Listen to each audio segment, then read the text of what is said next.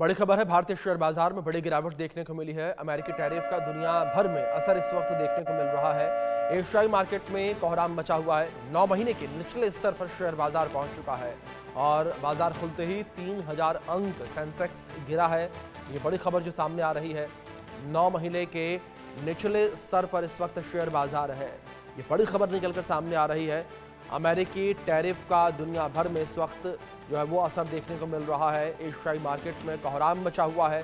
भारतीय शेयर बाजार में बड़ी गिरावट देखने को मिली है। 9 महीने के निचले स्तर पर इस वक्त शेयर बाजार है और खुलते ही 3000 अंक शेयर बाजार गिरा है। और आज ब्लैक मंडे शेयर बाजार के लिए कहा जा रहा है। जिस तरीके से शेयर बाजार में भारी गिरावट देखने को मिली है, स्टॉक मार्केट में भारी गिरावट देखने को मिली है, इस गिरावट को देखने के बाद ये कहा जा रहा है कि आज का दिन ब्लैक मंडे साबित हुआ है शेयर बाजार के लिए। ये बड़ी खबर है। एशियाई मार्केट में कोहराम मचा हुआ है। भारतीय शेयर बाजार में भी बड़ी गिरावट देखने को मिली है। 9 महीने के निचले स्तर पर भारतीय शेयर बाजार है और खुलते ही 3000 अंक शेयर बाजार गिरा है। एशियाई मार्केट में कोहराम मचा हुआ है। भारतीय शेयर बाजार में बड़ी गिरावट जो है वो देखने को मिली है।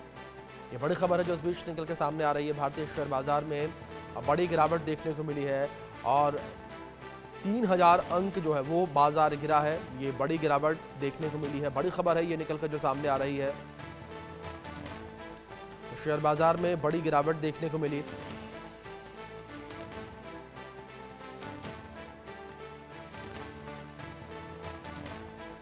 I think your question is so stupid. I mean, I think it's I don't want anything to go down, but sometimes you have to take medicine to fix something. I think your question is so stupid. I mean, I think it's I don't want anything to go down, but sometimes you have to take medicine to fix something. तो काला सोमवार आज कहा जा रहा है share बाजार के लिए, जिससे दुनिया भर में भूचाल मचा हुआ है।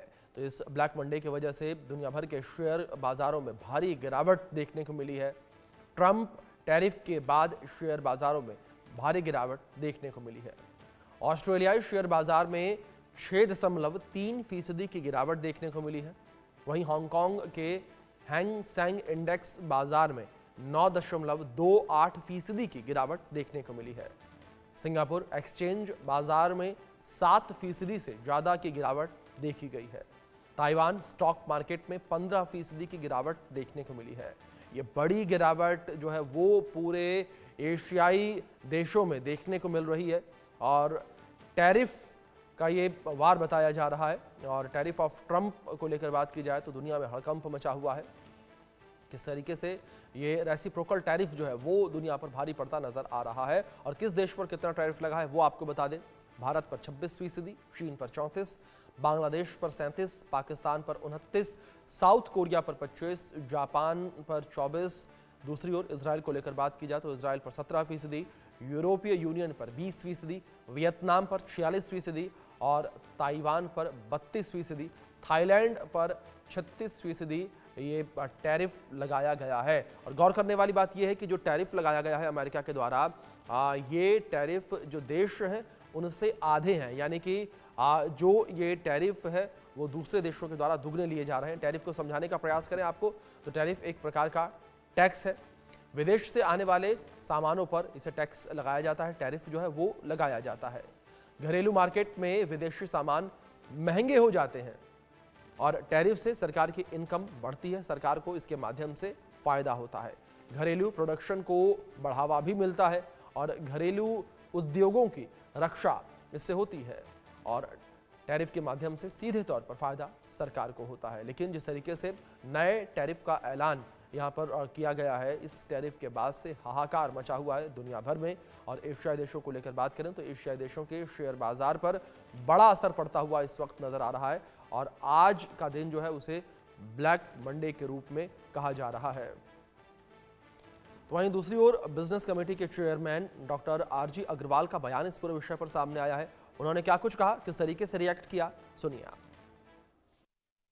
हमारे देश की अर्थव्यवस्था विश्व में सबसे तेजी से बढ़ती हुई इकोनॉमी है। आज यूएस के द्वारा जो टैरिफ्स लगाए गए हैं, मैं नहीं समझता कि भारत के कृषि क्षेत्र या फार्मास्यूटिकल क्षेत्र में उसका ज्यादा असर पड़ने वाला है।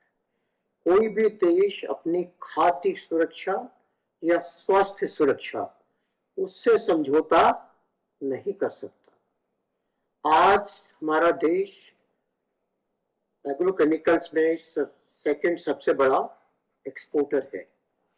आज हमारे देश में जो यंग पॉपुलेशन और एजुकेटेड टेक्निकल मैन पावर हमारे देश में है, वो हमारी सबसे बड़ी असेट है और वो आज किसी और देश के पास नहीं है।